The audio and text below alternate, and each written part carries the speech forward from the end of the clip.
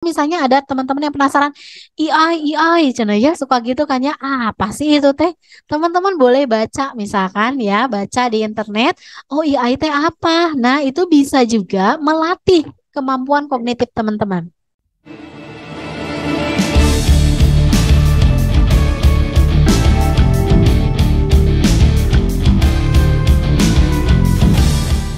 Oke. Nah, berikutnya adalah olahraga teratur nih. Ya, mungkin di antara teman-teman nih karena alhamdulillah ya kalau ini mah kan masih SD, masih SMP, pasti ada olahraga dong ya. Jadi jangan wah, biasanya nih teman-teman coba nih unjuk tangan yang suka banget pelajaran olahraga. Biasanya nih teman-teman mah pasti wah suka banget nih. Siva aja senang banget ya pelajaran olahraga ya. Nah, bagus ya. Berarti di sini memang kalau untuk anak-anak yang SD, SMP itu kan masih ada pelajaran olahraga ya. Jadi masih wajib nih olahraga. Usahakan ketika misalnya hari libur pun ya harus ada olahraganya ya. Baik maksudnya olahraga tuh nggak harus yang berat ya, nggak harus yang wah lari maraton gitu ya, ataupun misalkan angkat beban gitu ya, berapa kilo misalnya, nggak harus gitu juga ya. Yang pasti adalah teratur.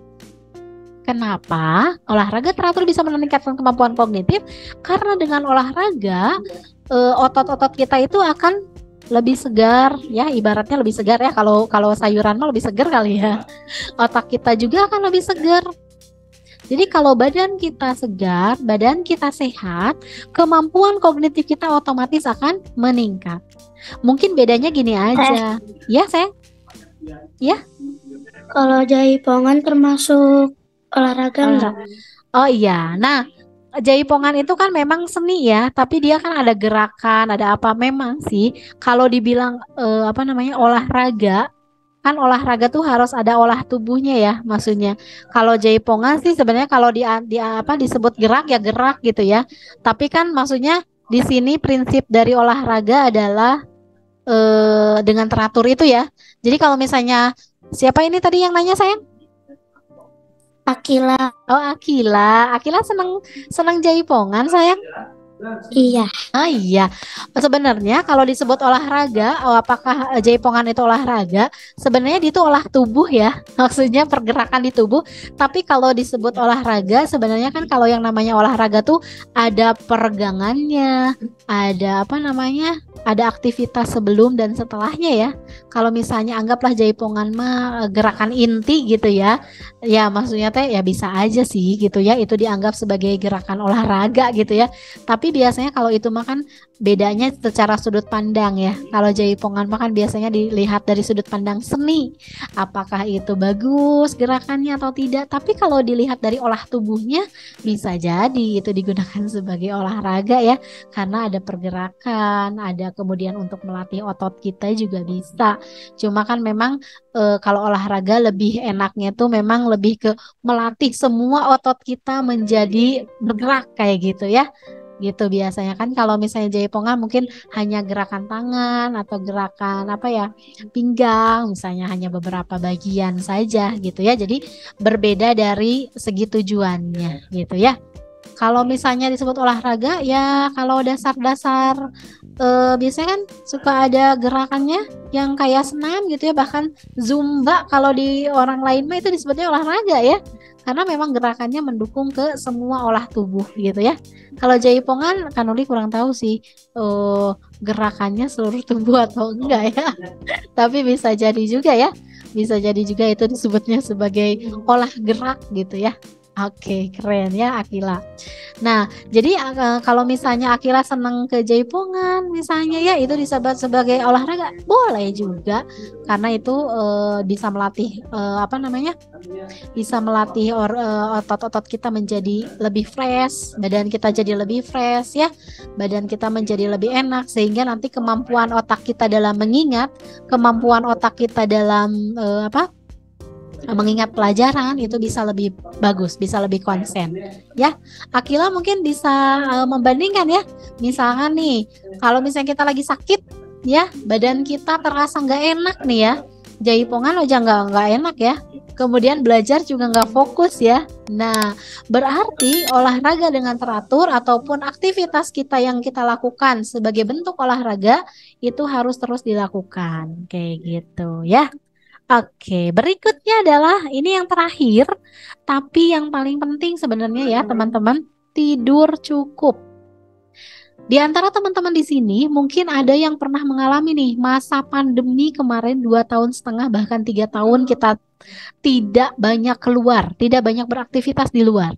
Yang kita rasakan ataupun yang Kanurli rasakan, karena Tenurli punya anak juga ya sama ya, ternyata pola tidurnya tuh berubah ya.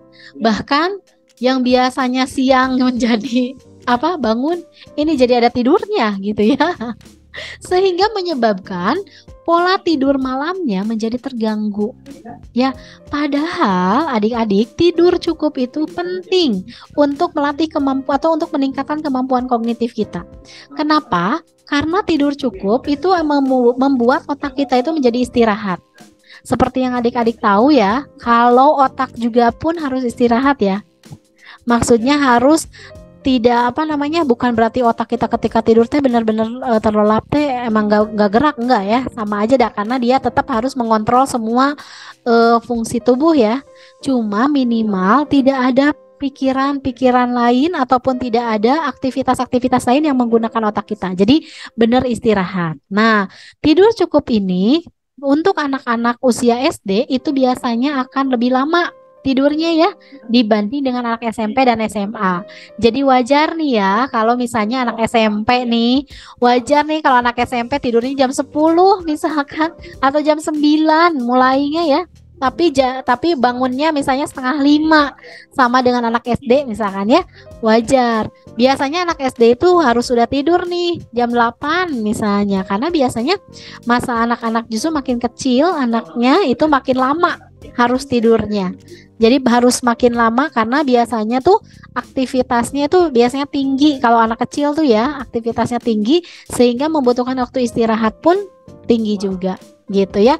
Tidur cukup ini bisa meningkatkan kemampuan kognitif kita karena tidur cukup juga tadi bisa memfreshkan otak-otak kita, saraf-saraf kita, sehingga ketika kita belajar itu akan lebih konsen lagi, akan lebih fokus lagi. Adik-adik mungkin di sini apalagi yang suka games ya, yang suka main game di HP, ayo. Yang suka main game di HP atau yang kelupaan belum ngerjain PR, PR-nya tuh banyak. Dikerjakan sampai jam 12. Jam 12 baru bisa tidur. Ternyata besoknya harus bangun setengah 5 ya, karena setengah 5 sekarang kan udah subuh, kemudian udah siang gitu ya, udah matahari udah terbit. Nah, itu udah bangun setengah 5. Jadi waktu yang diperlukan untuk tidur ternyata kurang. Ketika kita berangkat ke sekolah, itu udah mulai, meskipun tidak mengantuk, biasanya daya konsentrasi kita itu akan menurun dibanding dengan biasanya. Kemudian mood kita ya, atau perasaan kita gitu ya, perasaan kita udah nggak enak. Jadi ketika belajar pun akan lebih banyak mengeluh biasanya ya. Ketika misalnya teman ini aja sedikit kesenggol aja sedikit sama teman, aduh gitu ya, bikin bikin amarah kita memuncak gitu ya. Mungkin itu karena kurang tidur ya. Jadi teman-teman, tidur itu sangat penting. Nah, tetapi di sini kata-katanya adalah tidur cukup ya, bukan tidur yang banyak. Karena mungkin teman-teman di sini mungkin tadi ketika masa pandemi kan siang jadi tidur juga gitu ya, malam tidur lagi gitu ya. Nah, tidur juga harus cukup teman-teman, gak boleh berlebihan. Karena kalau kita tidurnya berlebihan juga itu sama saja dengan kita kurang tidur, sama efeknya. Jadi sulit nanti kita berkonsentrasi, sulit fokus juga, terus mudah marah juga. Karena terus rasa ngantuk itu sulit hilang kalau kita kelebihan tidur. Ya, jadi usahakan biasanya kan untuk anak-anak segede gini tuh waktu tidurnya adalah berapa? 8 sampai 9 jam dalam satu harinya ya. Gunakanlah tidur itu ya dengan pada malam hari ya terutama gitu. Kalau siang kan teman-teman udah mulai beraktivitas. Apalagi teman-teman di sini mah kan teman-temannya les, kemudian pasti lesnya bukan di Bima Tridaya aja nih, pasti lesnya banyak nih ya. Udah di sekolah ekskul, kemudian les tari, tadi Akila mungkin les jaipong gitu ya, atau ekskul jaipong Jaipong, wah banyak lagi aktivitasnya. Jadi manfaatkan tidur dengan baik ya. Jadikanlah tidur itu untuk mengembalikan kembali, merefresh kembali otak kita untuk besoknya bisa beraktivitas dengan nyaman, dengan baik, kayak gitu ya. Nah, itu dia teman-teman 8 tips meningkatkan kemampuan kognitif. Mudah-mudahan nih dengan kemampuan kognitif kita meningkat, nilai-nilai raport kita juga akan meningkat. Ingat ya, teman-teman, bentar lagi, oh kenapa Akila sayang? Bentar lagi kita akan PAS loh, nggak kerasa.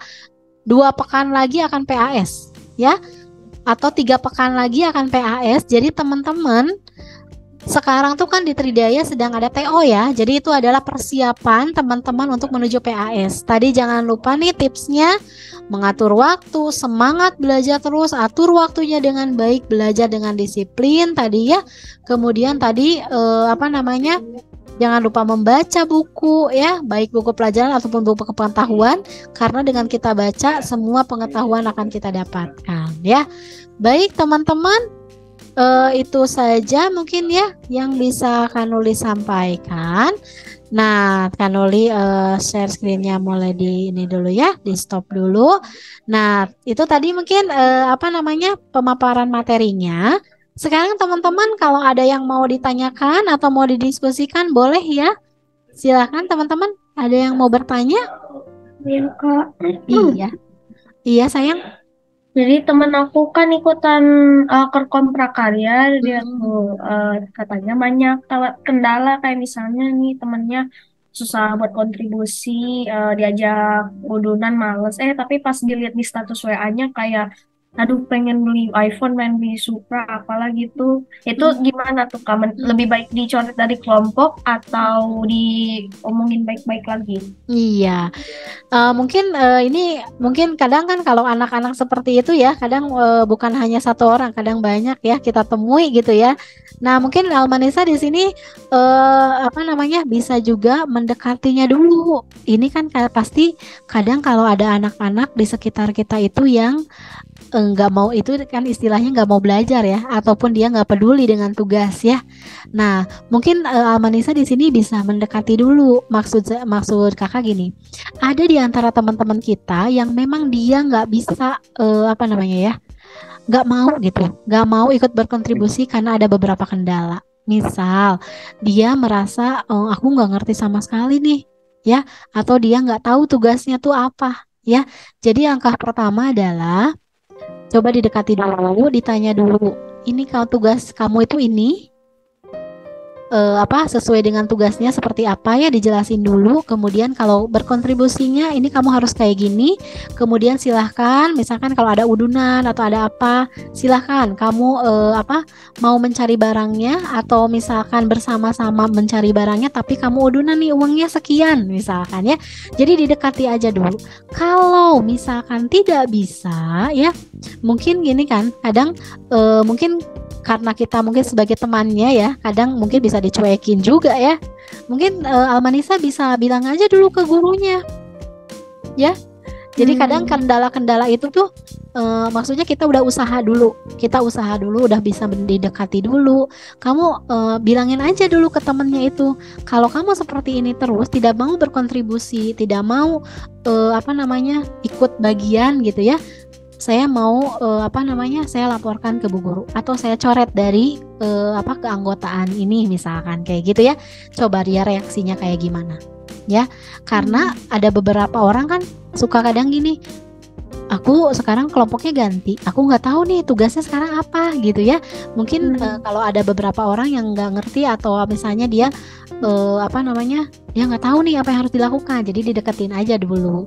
Kalau misalnya Almanisa benar-benar nggak, aduh ini mah benar-benar susah dibilangin sama kita gitu ya, Almanisa jangan sendiri ya. Jadi anggap aja berdua sama teman, jadi biar biar ada saksi juga ya. Ada saksi juga, maksudnya kita yang diomongin apa, dia dibawa diskusi kayak gitu ya. Jadi Almanisa boleh bawa teman, terus jelasin ke dia, ini tidak mau kayak gini ya. Jadi kita yang dibutuhin ini, kamu tugasnya ini. Sok, sekarang mau berkontribusi kayak gimana?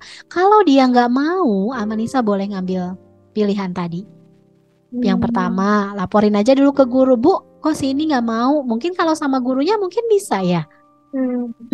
Kalau misalnya maksudnya gini, jangan ujuk-ujuk tiba-tiba aku keluarin aja dia dari kelompok, misalnya ada kehelnya, kadang kan kita juga kehel gitu ya. Ini teh orang teh gimana sih gitu ya. Apa namanya, nggak mau kerja sama gitu. Nah, mungkin bisa salah satunya gitu aja dulu. Pertama diskusi dulu. Kalau enggak berarti ke guru dulu bilang. Kalau yang ketiga berarti mohon maaf, saya tidak masukin kamu karena kamu tidak memiliki kontribusi apapun dalam kelompok ini. Bisa jadi digituin aja. Ya, kayak gitu boleh. Dan kadang anak-anak sekarang mungkin gimana ya? Ini SMP ya, Almanisa SMP? SMP kok. Wih, hebat. Kelas berapa? Kelas 9. Iya ya, kelas 9 udah mulai apa ya namanya? Ya, dia kan pasang-pasang status kayak gitu ya. Maksudnya lebih ke gaya hidup kan kayak gitu ya. Padahal kan kita mah minta udunan 10.000 aja dia kok susah gitu kan gitu ya. Mungkin seperti itu. Didiskusikan aja ya. Maksudnya kita kalau udah diskusi, kita udah ngobrol, dianya masih kayak gitu, berarti boleh langkah terakhir adalah mohon maaf, tapi kita harus ngomong ke dianya ya. Mohon maaf, saya keluarin dari kelompok karena kamu tidak berkontribusi kayak gitu. Jadi tetap harus dikomunikasikan ya. Sehingga dia pun nanti, kok aku nggak ada sih di kelompok gitu ya. Kan saya udah bilang, kamu tidak berkontribusi, kamu tidak akan saya masukkan ke kelompok kayak gitu ya.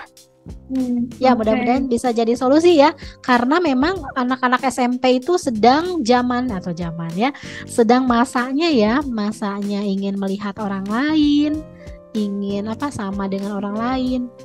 Grupnya ingin yang sama-sama dia. Jadi ketika misalnya, oh yang ini mah kok orangnya mau belajar, saya mah udah nggak mau belajar. Jadi pasti dia nyari-nyarinya, ini teman-teman saya yang nggak mau belajar nih mana nih. Memang masanya lagi kayak gitu ya. Tapi ada memang tugas sekolah mah harus tetap dikerjakan. Jadi gitu aja, diskusi aja tetap. Apapun kesimpulannya atau apapun resikonya tetap diomongin aja. Kamu mohon maaf aku keluarin ya, karena kamu nggak kontribusi apapun kayak gitu. Ya. Terima kasih Kak. Ya sama-sama sayang. Ada lagi yang lain? Sudah? Oke. Nah baik. Untuk menutup akhir dari acara ini, teman-teman tadi ya, jadi optimalkan potensi diri untuk meraih sekolah impian adalah yang pasti teman-teman pasti punya minat, punya bakat, punya potensi semuanya ya. Nah, salah satunya tadi bisa kita raih untuk bisa kita capai sekolah impian kita dengan mengoptimalkan ya potensi diri kita untuk meraih nilai rapor tinggi, misalkan untuk meraih prestasi perlombaan kita yang terbaik ya. Teman-teman bisa menggunakan jalur-jalur itu untuk mencari sekolah-sekolah impian teman-teman ya. Tadi yang udah bertanya ada Almanisa ya. Almanisa nanti dapat door prize ya dari Kanurli ya. Terima kasih Kak. Ya, nanti Almanisa boleh tuliskan nomor handphonenya di chat sama imaninya ya, bentuk imaninya mau apa? Almanisa teh dari unit apa, Seng? Dari unit Uber. Oh, Uber. Oke. Boleh ditulisin di chat nomor teleponnya sama mau dikirimnya bentuk imaninya apa. Bisa GoPay, bisa ShopeePay ya. Nanti dapat hadiah 25.000. Ya, bisa dikirimkan nanti ke bentuk e-wallet ya. Oke. Terima kasih. Iya, sama-sama Almanisa. Boleh nggak tapi e-walletnya punya orang tua? Oh, Bunda. Iya, boleh. Boleh. Nanti dikirimkan nomor Bunda aja berarti ya. Ya, terima kasih. Oke, iya sama-sama. Nanti tulis di chat aja ya.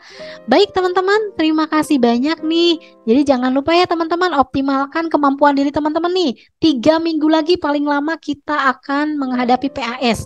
Ini adalah nilai terakhir yang bisa teman-teman jadikan untuk yang di kelas 6 dan di kelas 9. Ini adalah nilai terakhir yang teman-teman bisa jadikan nilai rapot untuk masuk ke sekolah impian teman-teman ya.